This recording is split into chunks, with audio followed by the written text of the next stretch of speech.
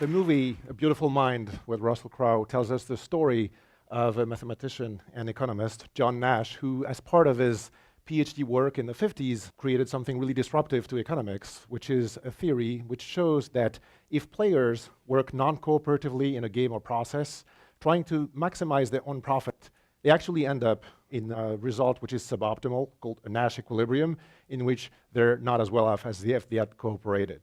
And this is a game that all of us today are playing. Because when you go to work, when you go home, you want to get there as fast as you can, and you all use apps that are not playing with each other, whether you use Google, Waze, Inrix, or many others, and you're not cooperating.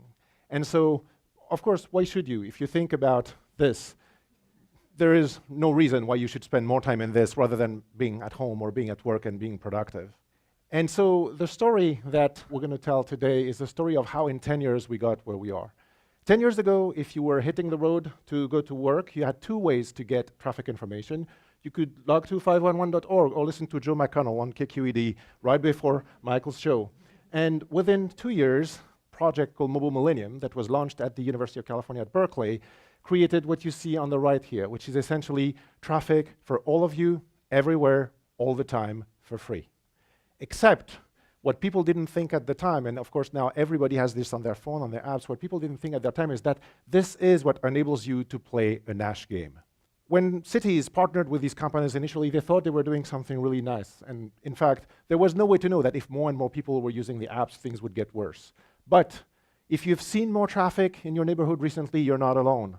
This is what's happening every day in California and in the rest of the US. In fact, this has become so bad that residents have themselves identify the cause for their problems, specific companies or specific services. In fact, some residents have even started to resist by shaming people holding signs, don't go through my neighborhood, by posting fake detour signs, so that people would avoid, by paying senior citizens to hold a phone in their hand, walking along the street, pretending they are car stuck in traffic, so that the algorithms and the machine learning would learn to avoid their neighborhoods.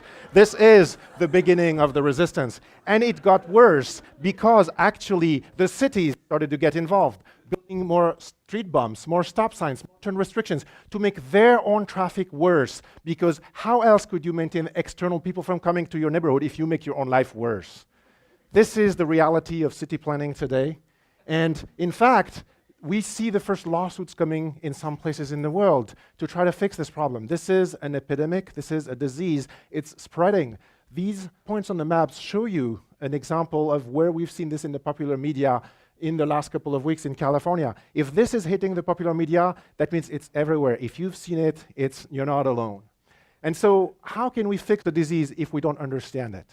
And that's the work we do at the University of California at Berkeley. I'm going to show you a movie which shows the impact of information on traffic. In this movie that you see here, you will see on the top part what happens if a certain percentage of the people have the information, and on the bottom if they don't. There is an accident, it blocks lanes. We see this every day in California on many freeways. That creates congestion.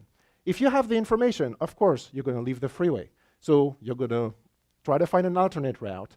If you don't have the information, you're going to stay on the freeway. The problem is, at some point, the accident gets removed because the CHP has done their job really well, and then people who have left the freeway or who have that information are still leaving the freeway. And what it does is it creates an activation of a bottleneck because, of course, everybody's using the same off-ramp to get off the freeway. So what does it do to the freeway? It congests it even further.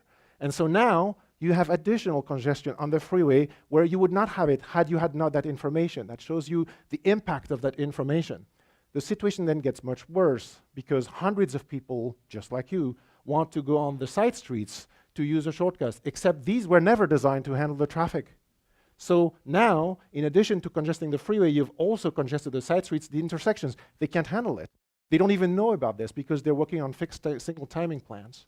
So now, in addition to also jamming the side streets, you're also jamming the connectors because the intersections themselves get perturbed by this extra traffic. And in the process of that, you're also now jamming the other direction of the freeway.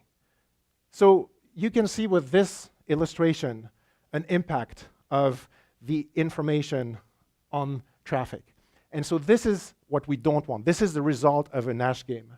And what we really cannot do is we cannot build ourselves out of congestion. There's no more space to build freeways.